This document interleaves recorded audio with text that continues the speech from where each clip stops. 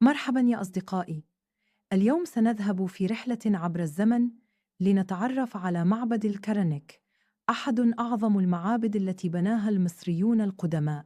كان هذا المعبد مركزاً دينياً وسياسياً مهماً، وامتد بناؤه على مدى آلاف السنين، إذ أضاف كل فرعون جزءاً جديداً ليصبح المعبد مدينة ضخمة من الأعمدة والصروح والتماثيل. عند الاقتراب من المعبد نرى الطريق المعروف باسم طريق الكباش، وهو طريق طويل تصطف على جانبيه تماثيل على شكل كبش تحرس مدخل الكرنك. كان هذا الطريق جزءاً من مواكب عظيمة تقام خلال الاحتفالات الدينية، وعندما نصل إلى البوابة الضخمة ندخل إلى صالة الأعمدة الكبرى التي تعد أكبر صالة أعمدة في العالم، حيث تضم 134 عموداً شاهقاً مزيناً بالنقوش والرموز. كانت هذه الأعمدة تلون قديماً بألوان زاهية، وكانت النقوش تحكي قصصاً عن الملوك والآلهة والاحتفالات. نستمر في جولتنا لنصل إلى البحيرة المقدسة، وهي بحيرة واسعة بقيت في مكانها منذ آلاف السنين. كان الكهنة يستخدمونها للتطهر قبل أداء طقوسهم، وكانت المياه رمزاً للنقاء والحياة. وما زال هذا المكان يحتفظ بسحره القديم حتى اليوم. معبد الكرنك ليس مجرد مبنى أثري، بل هو سجل مفتوح لحضارة عظيمة آمنت بالقوة والجمال والروحانية، وكل حجر فيه يروي حكاية عاشها المصري القديم وتركها لنا لنتعلم منها. زيارة الكرنك هي رحلة لا تنسى، تأخذنا إلى زمن مليء بالأسرار والإبداع. ورقة ملفوفة. قصة معبد فيلة. نجوم ساطعة في قديم الزمان في بلاد مصر الساحرة، كان هناك مكان مميز جدا يسمى جزيرة فيلة.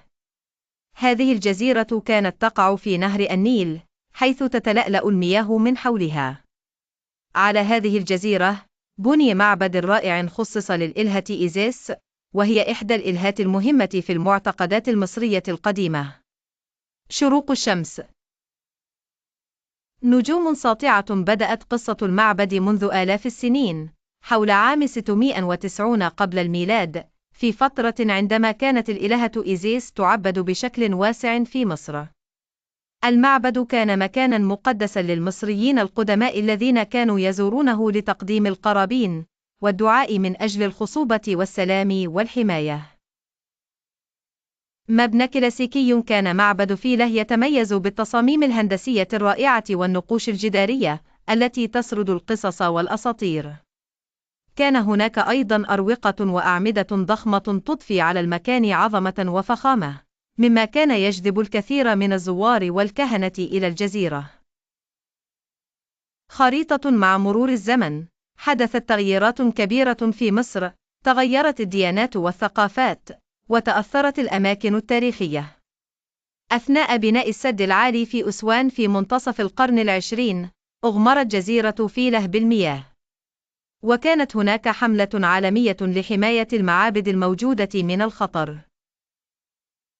شاحنة توصيل طلبات. بفضل هذه الجهود الدولية، تم نقل الجزيرة بالكامل إلى موقع جديد يعرف الآن باسم جزيرة أنس الوجود، حيث أعيد بناء المعبد ونصب في بيئته الجديدة. هذه الخطوة أنقذت التراث الذي تركته الحضارة المصرية القديمة للأجيال القادمة. تلسكوب. إن زيارة معبد فيلة اليوم هي رحلة إلى الماضي، حيث يمكن للأطفال تخيل كيف كان الناس في الأزمنة القديمة يعيشون ويتعبدون.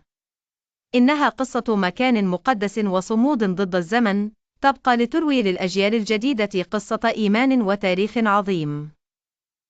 فيه ملك مختلف اسمه أخناتون. لما مات أبوه الملك أمنحتب الثالث مسك هو الحكم وهو لسه شاب، ومن أول يوم ظهر إنه مش زي أي ملك قبله. كان بيحب الهدوء والتفكير ويقعد ساعات طويلة يبص للشمس ويتأمل نورها.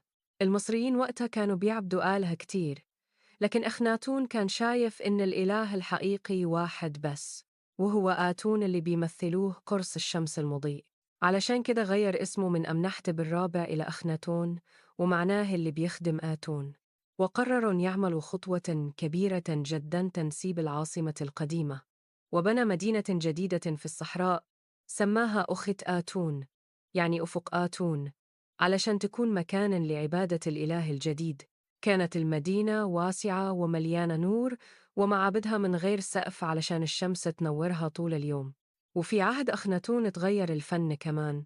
الفنانين بدأوا يرسموا الملك ومراته نفرتيتي وبناتهم بشكل طبيعي وهم بيلعبوا وبيضحكوا، وده كان مختلف عن صور الملوك زمان اللي كانت دايما قوية ورسمية.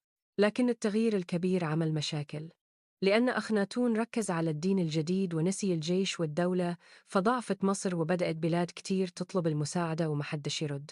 وبعد حوالي 17 سنة من حكمه اختفى أخناتون فجأة، ومحدش يعرف لحد النهاردة إيه اللي حصل له. بعده جه توت عنخ آمون ورجع كل حاجة زي زمان، وتقفلت مدينة أخناتون لحد ما اكتشفها العلماء بعد آلاف السنين.